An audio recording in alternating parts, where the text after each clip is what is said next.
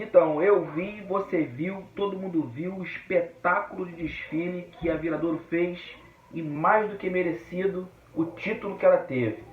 Mas por trás desse maravilhoso samba da Viradouro tem uma partícula muito importante da nossa história e cultura afro-brasileira. O samba falou especificamente das Mino e do Reino da Omé. Bem, para a gente desenrolar esse carretel, o Reino da Omé nasceu conquistando o Reino Iorubá. Digo Reino Iorubá, não etnia Iorubá. Até porque antes do nascimento do Reino Iorubá, que nasceu por pura necessidade de se defender contra a invasão dos colonizadores, eram várias etnias por ali. O Jeje, Fon, Queto, Iorubá, várias etnias que ainda não tinham essa noção de reino. A partir disso nasceu o Reino Iorubá, por volta do século XIX, e no mesmo século XIX o Reino da Omé conquistou o Reino Iorubá. E aí as Mino entram em destaque. Por quê? Porque elas eram guerreiras que faziam parte da casta da etnia Fon e tiveram grande participação na conquista do Reino da Omé sobre a conquista do Reino Iorubá. As Mino foram tão importantes nesse sentido que elas lutaram guerras na Europa para os brancos, que faziam uma semelhança das Mino com as Amazonas. Bem, tudo isso faz parte, dessa grande mistura cultural que existe na África. E aí vem outro detalhe. Muita gente comenta, fala sobre a diferença entre o Banto e o Nagô. Isso é muito comentado também. Mas um detalhezinho bem importante para a gente.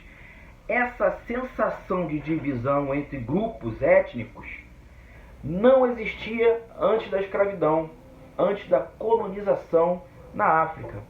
Isso aconteceu propositalmente, essa divisão entre Banto e entre Nagô. E o que são os Nagôs é uma grande pergunta. Os Nagôs ficaram conhecidos aqui no Brasil como Iorubás, Fon, Queto, Jeje. Esses grupos da África Ocidental foram apelidados, vamos dizer assim, pelos colonizadores como Nagô. Já o outro grupo da África Oriental, aliás, o grupo que mais foi traficado para o Brasil, os Banto, ou o povo do Congo, também tiveram esse apelido para dividir essas duas partículas enormes de negros escravizados aqui do Brasil. Mas o que tem de mais lindo em todo esse sofrimento dos nossos ancestrais negros, tanto da África quanto do Brasil? O mais bonito nisso tudo é justamente o conceito de família extensiva e consciência de pertencimento, que é algo particular aos africanos. E foi tão forte que quando chegaram aqui no Brasil, por exemplo, os Nagôs, eles trocaram informações e culturas porque eles não seguiam as mesmas divindades. Tinham grupos étnicos que nem conheciam a divindade do grupo étnico do outro lado.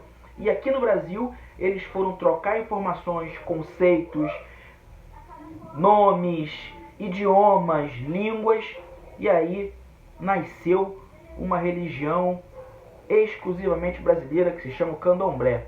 Essa mistura de grupos étnicos, cada um com as suas divindades, e colocando isso em prática por causa exatamente do conceito de família extensa e consciência de pertencimento. A mesma coisa aconteceu com os chamados Banto no sudeste do Brasil. Para a gente entender como toda essa gama de informações, essa gama de línguas e de idiomas e de fonemas e de etnias ficaram aglutinadas aqui no Brasil, deram início a uma grande mistura cultural / religiosa que cresceu com dois nomes, o Candomblé e mais atualmente a Umbanda. Uma grande mistura de culturas, uma grande mistura de fonemas, de idiomas, de preceitos, ritos e até particularidades litúrgicas, certo? Só para a gente deixar esse detalhe bem gravado aqui na mente de todos. Jefferson Araújo, o barco remando contra a maré.